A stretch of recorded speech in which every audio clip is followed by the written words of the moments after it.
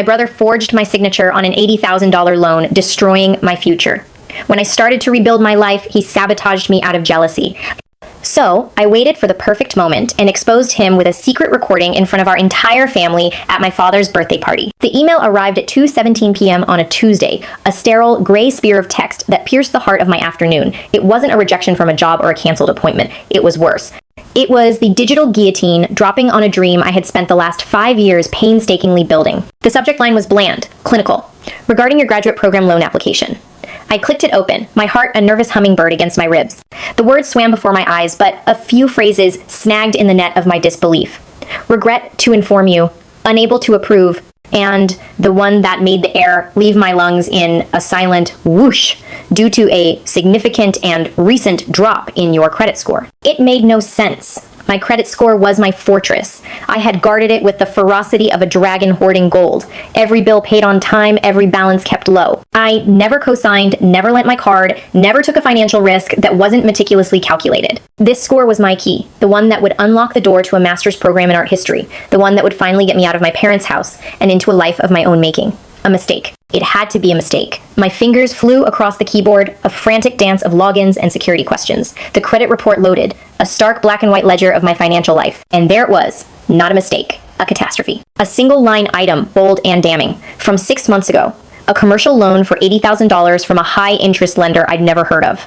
And next to the borrower's name, my brother Ethan's, was a second name, the one that made my blood run cold. Maya Reed, co-signer. The floor seemed to tilt beneath my chair. I gripped the edge of my desk, my knuckles turning white. Ethan. It was always Ethan. My charming, reckless, big dreaming brother who left a trail of financial wreckage in his wake like a hurricane tearing through a coastal town. But he had never dragged me into the storm surge before. I found him in the garage, tinkering with his motorcycle, the very picture of unconcerned masculinity. He looked up and smiled, a smudge of grease on his cheek. Hey May, what's up? The loan, Ethan, I said, my voice dangerously quiet. The $80,000 loan you took out with my name on it. How? His smile faltered, then vanished. He wiped his hands on a rag, his movements suddenly slow and deliberate as he refused to meet my eyes. Oh, that. Look, May, I was going to tell you. When? I shot back, the quiet in my voice cracking with the pressure building inside me. When the collector started calling, when I found out my entire future had been torched because of you. You forged my signature, Ethan. That's a crime. Chloe. He finally looked at me, and what I saw in his eyes wasn't remorse. It was a pathetic, cornered sort of desperation. It wasn't a forge, not really. It was an e-signature. I clicked the box for you. It was for an investment, May, a sure thing, a crypto mining venture. The guy said we'd double our money in 3 months. I was going to pay it all back and surprise you. Surprise everyone. I did it for the family. Quote, for the family? I laughed, a harsh, ugly sound that echoed in the concrete space. You gambled with my life, with my one chance to get out and build something for myself, and you're telling me you did it for the family? You didn't just fail, Ethan. You defaulted. The loan is in collections. It's destroyed my credit. My graduate school application was just denied. Denied. Tears were streaming down my face now, hot and angry. I had worked 2 jobs through college, squirreled away every spare dollar, spent countless nights studying, all for that one acceptance letter, that one loan approval. He had erased it all with a single, selfish click. I'm done. I choked out, my voice raw. I'm calling the police. I'm reporting the fraud. I never want to see you again. Quote. I turned to leave, but the garage door to the kitchen swung open, and my parents stood there, their faces etched with a familiar, weary concern that was always reserved for Ethan's disasters. My mother rushed forward, her hands fluttering anxiously. Maya, sweetheart, let's not be hasty. Hasty? I stared at her in disbelief. He committed a felony, Mom. He stole my future. Quote. He made a mistake, my father said, his voice a low rumble of authority, the tone he used to end arguments, not to start them.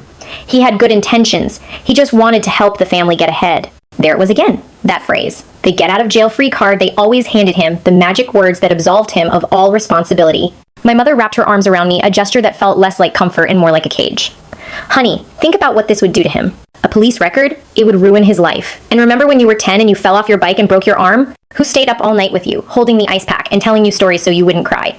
It was Ethan. He's always looked out for you. He's your big brother. The story was an old family relic, polished and brought out on every occasion Ethan needed saving. It was emotional blackmail, pure and simple, a calculated move to make me feel guilty for defending myself. They were asking me to set myself on fire to keep him warm. His life? I pulled away from her, the touch suddenly repulsive. What about my life? The one he just blew up? The broken arm was 20 years ago, Mom. This is right now. This is $80,000 of debt tied to my name. The argument raged, a sickening whirlpool of tears, accusations, and manipulated memories. They painted me as vindictive, as the one tearing the family apart, not the son who had committed identity theft against his own sister. I felt the walls closing in, the crushing weight of their united front designed to protect him at any cost. And then, in a moment of frustration, at my refusal to yield, my father delivered the final fatal blow. For God's sake, Maya, stop being so dramatic, he snapped, his voice sharp with impatience. We've known about this for a week, Ethan told us. We were all just trying to figure out the best way to handle it without upsetting you. The air crystallized. The sound in the room died. Known for a week. They knew. They had sat across from me at the dinner table every night, asked about my day, listened to me talk excitedly about my application essays, and the professors I hoped to study with, all while knowing this financial time bomb was ticking under my life. They hadn't been protecting me. They had been conspiring with him. The betrayal wasn't just a single act from my brother. It was a systemic failure, a family-wide conspiracy of silence, where my well-being was the acceptable collateral damage for preserving the fiction of Ethan, their precious, flawed golden boy. I looked from my mother's tear-streaked face to my father's stony expression, to my brother's pathetic, downcast eyes. I was utterly, completely alone.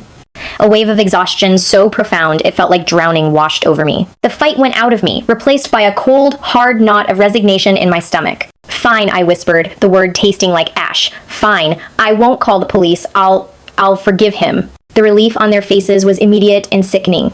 They hugged me, praised my maturity, my big heart. They didn't see the truth. I wasn't forgiving him. I was surrendering. But as I walked past them and up to my room, the sanctuary that now felt like a prison, I made a silent vow. This was the last time. There would be no more chances. The trust wasn't just cracked. It had been ground into dust. The months that followed were a grim exercise in rebuilding from ruins. The dream of graduate school was deferred indefinitely. Instead of poring over Renaissance art theory, I was poring over debt consolidation plans and fielding calls from aggressive collectors who didn't care that my signature was forged. To make ends meet and start chipping away at the financial mountain, I fell back on what I knew. I started a tutoring business from my bedroom, specializing in history and literature for high school students. I printed flyers, built a simple website, and relied on word of mouth. To my surprise, it worked. I was good at it. I could make the Peloponnesian War sound like a season of a prestige television show and unpack the symbolism in The Great Gatsby until my students' eyes lit up with understanding. The calls started coming in. First one student, then 3, then 10. I was working 7 days a week, my evenings filled with Zoom calls and my weekends with grading essays, but it was a good kind of tired. It was the exhaustion of creation, of building something that was mine and mine alone. I was slowly, painstakingly laying a new foundation over the rubble Ethan had left behind. One afternoon, I was on the phone with Mrs. Gable, the mother of one of my first students. I just have to tell you, Maya, she gushed, her voice brimming with gratitude. Ryan's history grade went from a C to an A. His teacher is floored. I've already given your number to 3 of my friends. They should be calling you any day now. You're a miracle worker. A warm sense of pride bloomed in my chest, a feeling I hadn't realized I'd missed so acutely. Thank you so much, Mrs. Gable. That means the world to me. I hung up, feeling a flicker of the old hope. I was digging myself out. I was going to be okay. But the calls from her friends never came. In fact, after that initial surge, the stream of new clients had slowed to a trickle, and then, over the past month, it had dried up completely. I told myself it was a fluke, the end of semester lull, but a cold, creeping anxiety began to take root. I checked my website for glitches, tested my phone's voicemail. Everything seemed to be working perfectly. My self-doubt became a constant, nagging companion. Was I charging too much? Had a negative review surface somewhere I couldn't see? I spent sleepless nights replaying my tutoring sessions, searching for mistakes, for any reason why my burgeoning business had flatlined so abruptly. Ethan, meanwhile, had adopted a new persona, the concerned, supportive brother. He'd pop his head into my room while I was working, a look of faux sympathy on his face. Still at it, huh? He'd say, his tone laced with pity. You look exhausted, May. Maybe you should think about getting a stable office job. This freelance stuff is brutal. The market's probably just oversaturated. His words, disguised as advice, felt like tiny, poisonous barbs, designed to feed the very insecurities that were already eating me alive. I just nod and give a tight smile. The memory of his first betrayal, a constant, low hum beneath the surface of our interactions. The breaking point came after 2 more weeks of dead silence. 2 more referrals from existing clients yielded nothing. I felt like I was screaming into a void, my confidence eroding with each passing day. I couldn't live with the uncertainty anymore. I called my best friend Sarah and asked her to do something I felt ridiculous for even suggesting. This is going to sound crazy, I said, my voice low and tight. Can you call my business number? Pretend you're a new parent looking for a tutor for your son. Just see what happens. Of course, she said, her voice full of a loyalty that felt like a lifeline in a churning sea of doubt. I'll call you right back. 5 minutes later, my personal cell phone rang. It was Sarah. Her voice was different, tense. "Maya," she said slowly, each word carefully chosen. Someone answered. "My voicemail?" I asked, a knot forming in my stomach. "Number A person. A man. He said he was your assistant." My stomach dropped. I didn't have an assistant. What did he say? Sarah took a deep breath, and I could hear the anger in it, an anger she was feeling on my behalf. I told him I was calling about tutoring for my son. He was very polite, Maya, very professional.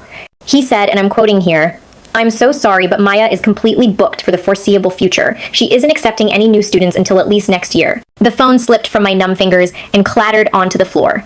The room went silent, but a roar was building in my ears. An assistant. A polite, helpful voice turning away the very business I was desperate for. And I knew, with a certainty that was as cold and hard as granite, exactly whose voice it was. It was Ethan. I sank onto my bed, the betrayal of physical blow, far worse and far more intimate than the first. The loan had been an act of desperate, stupid greed born of his own failures. This was different. This was calculated, this was malicious, this was sabotage, born of a quiet, festering jealousy. He couldn't stand to see me succeed on my own terms. He couldn't stand the thought of me clawing my way out of the hole he had thrown me into. He needed me to be the struggling little sister, the one he could pity, the one who would never outshine him. He hadn't just knocked me down, he was actively holding my head underwater while pretending to pat me on the back. A terrifying calm settled over me. The tears didn't come. The shouting didn't come. What came was a cold, crystalline clarity. A private confrontation would be useless. He would lie. My parents would defend him. They would twist it, rationalize it, and somehow make it my fault for not being more understanding or for making him feel inadequate. Not this time. This time, there would be no quiet surrender. This time, there would be no family meeting behind closed doors where my pain would be minimized and his actions excused. He wanted a performance. I would give him one. He wanted to be the center of attention. I would put him on a stage so bright he would have nowhere to hide. I picked my phone back up, my hands steady now. I scrolled through my calendar to the date circled in red. Dad's 60th birthday party. The whole family would be there. All the aunts, uncles, cousins, everyone who had ever heard the story of Ethan and my broken arm. Everyone who saw him as the charming, protective older brother. It was the perfect stage, and I had just found my script. The restaurant was exactly the kind of place my parents loved. Dimly lit, overpriced, and swathed in a heavy blanket of forced elegance. The air was thick with the scent of expensive perfume and roasted garlic, a combination that normally felt festive, but tonight just churned my stomach. Laughter, a little too loud to be genuine, echoed off the dark wood paneling. It was Dad's 60th birthday, and the entire Reed clan was out in force. I sat at the long table, a polite smile plastered on my face, nodding as Aunt Carol recounted her latest cruise adventure.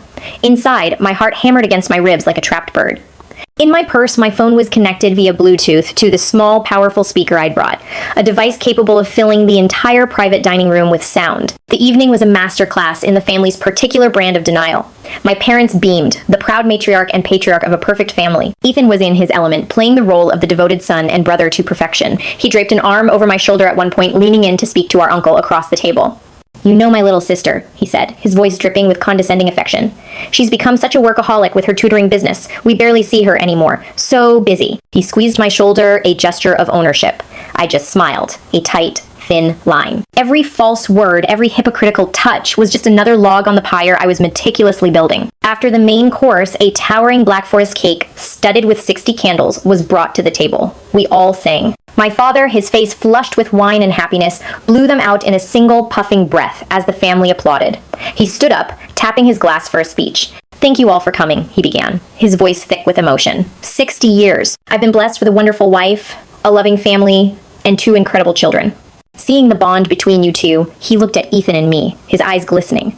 "The way you've always looked out for each other, that's a father's greatest pride. To my family." He raised his glass. "To family," everyone echoed, lifting their own. This was it. This was the moment. As the clinking of glasses subsided, I stood up, picking up my own water glass. "I'd like to say something too," I announced, my voice clearer and louder than I expected. A hush fell over the table. All eyes turned to me. "Dad, for your birthday, I also wanted to give you a gift," I said, my gaze steady and unwavering. "It's the gift of clarity. I know everyone's been hearing how busy I am, so I thought I'd share a recording of a recent business call. It might help everyone understand the challenges of my work." A flicker of confusion crossed my father's face. My mother looked nervous, her smile faltering. Ethan's grin tightened at the edges, a subtle shift that I was sure only I noticed. I reached into my purse, my movements calm and deliberate. I took out my phone and held it up. "I'd just like to play this for you all. It's short." Before anyone could object, I tapped the screen, a moment of silence, then a crackle. And then, the sound of my friend Sarah's voice, clear as a bell, filled the room from the speaker in my purse. "Hi, yes, I was given this number for a tutor, Maya Reed." And then the other voice. the one I had come to despise more than any other sound in the world. Ethan's voice. Smooth, professional, and utterly damning. Hello? Yes, this is her office. How can I help you? Great, I'm looking for a history tutor for my son, and a friend highly recommended Maya. Ah, yes, I'm so sorry, but Maya is completely booked for the foreseeable future. She isn't accepting any new students until at least next year. Her schedule is just packed. The recording ended. The silence that followed was absolute, a heavy, suffocating thing. The clinking of cutlery stopped. The background music from the restaurant's main speakers seemed to fade away. Every single person at that table made ants. My uncles, my cousins, my grandmother was frozen, their faces a gallery of shock and confusion. I turned my head slowly and looked at Ethan. The blood had drained from his face, leaving it a sickly, waxy white. He looked like he'd been struck by lightning. He opened his mouth, but no sound came out, just a faint, wet click.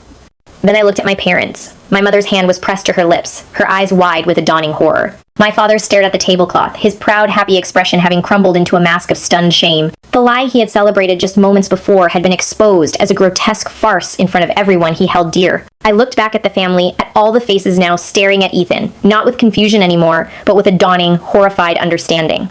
I placed my phone back in my purse. My voice, when I spoke, was devoid of anger or tears. It was flat, calm, and final. Happy birthday, Dad, I said, my eyes locked on his. My gift is the truth. I didn't wait for the fallout. I didn't need to hear the excuses, the stammering denials, the frantic attempts at damage control. I picked up my coat from the back of my chair, slung my purse over my shoulder, and walked.